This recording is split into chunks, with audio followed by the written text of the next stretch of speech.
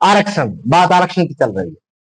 तो यही हो रहा है, शिवाजी महाराज को राजा नहीं बनाया जाता, वेदोक्त मंत्रोच्चार नहीं किया जाता है और कहा जाता है कि आप राजपूत नहीं है, आप राजा नहीं।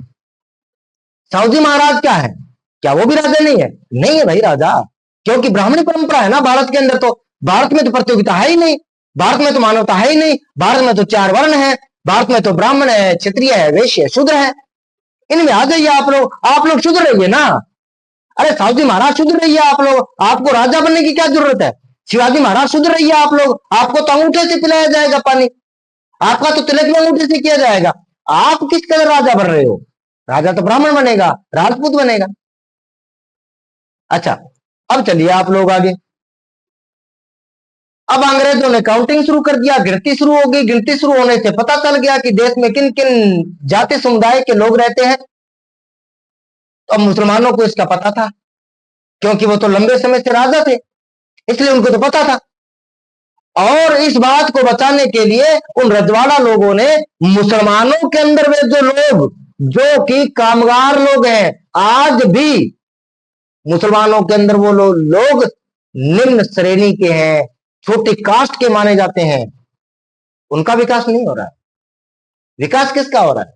विकास हो रहा है वो जो रजवाड़ा परिवार के जो चंद लोग जो बचे थे, उनके जो परिवार यहां बैठे हैं, उनका भला हो रहा है।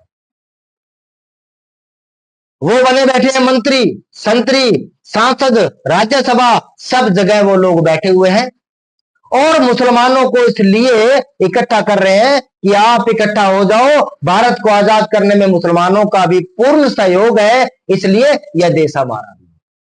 ठीक है, अच्छी बात है, देश बनाइए, इसमें कोई बुराई नहीं। अच्छा, इनको देख लीजिए, ये अपने अपने समुदाय के लोगों को इकट्ठा कर रहे हैं। 1914 का विधान देख लीजिए, 1919 का विधान देख लीजिए, उसमें क्या आया? सबको अपनी अपनी हिस्सेदारी मिल गई। हिस्सा किसको नहीं मिला? अरे एक बाप के 4 बेटे हो, 3 बेटों को तो बराबर इक्वल दे दिया जाता है, या उनको कुछ हिस्सा जो देश के अंदर मान सम्मान की जिंदगी जीने के लायक है वो दे दिया जाता है, और एक बेटे को कह दिया जाता है कि ये जो बच जाता है, ये खाने के बाद इनका जो चावल का दाना बचता है, वो चावल का दाना आप उठाइए और अपना पेट भरिए। क्या ये जायज? ये कहीं जायज नहीं। तो इसलिए आवाज किसने उठाई?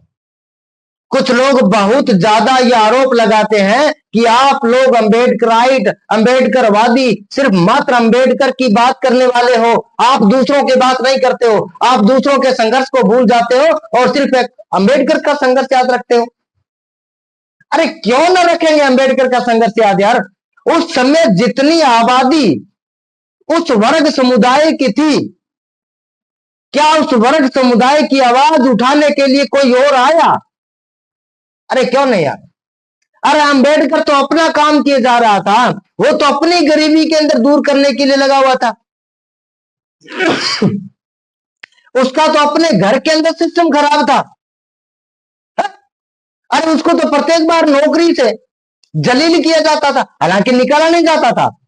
इतना ज्यादा विद्वान व्यक्ति था कि नौकरी तो उसको दे रहे थे, बार बार नौकरी दे रहे थे, हर बार वो नौकरी के लायक सिद्ध होता था। लेकिन ये देश की परंपरा, यहां रहने वाले वो लोग, सोच के देखिए, एक व्यक्ति अपनी योग्यता के आधार पर एक ऐसे कॉलेज में जाता है जहां पर पढ़ने वाले लोग, एक बच्चा भी उस कॉलेज के अंदर ऐसा नहीं होता है जो भारत के एक वर्ग समुदाय से अपना संबंध रखने वाला है, जिसको इन लोगों ने दलित कहा है, अछूत कहा है।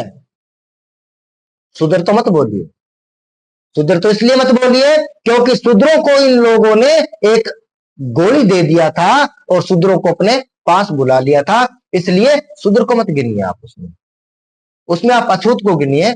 और आज जिसका नाम लिया जा रहा है दलित, आज तो दलित होना चाहता है, ओबीसी भी दलित होना चाहता है, आज तो दलित होना चाहता है, ब्राह्मण भी दलित होना चाहता है, ईडब्ल्यूएस लेना चाहता है वो भी।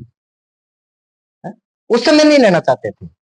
उस पूरे कॉलेज के अंदर सारे के सारे सवर्ण लोग थे, एक भी उसके अंदर ऐसा व्यक्ति नहीं था, एक भी बच्चा नहीं था उसके अंदर जो कि, अब मैं क्या कहूं, कि अंबेडकर के परिवार का, गांधी के परिवार का था, नेहरू के परिवार का था, मोहम्मद अली जिन्ना के परिवार का था, हेडगेवार के परिवार का था। इन सब राजा रजवाड़ों के परिवारों के लोग वहां थे, उनके बच्चे वहां थे। अंबेडकर के परिवार का बच्चा क्यों नहीं था वहां? तो अंबेडकर के परिवार का बच्चा इसलिए वहां नहीं था क्योंकि इन लोगों ने ऐसी सुविधा नहीं दी थी। आरक्षण, इसे कहते हैं आरक्षण। सरकारी संस्था से पैसा लेना, सरकारी संपत्तियों से मिलने वाली जो भी इनकम है उसको इकट्ठा करना और सिर्फ अपने समुदाय के, अपने परिवार के बच्चों को पढ़ाना, ये आरक्षण है। कितने सालों से पढ़ा रहे थे वो? पिछले 2000 सालों से वो लोग अपने बेटे बेटों को ही पढ़ा रहे थे वहां। 1950 में संविधान लागू हुआ। 1950 के पहले गांधी जी स्कूल खोल रहे हैं।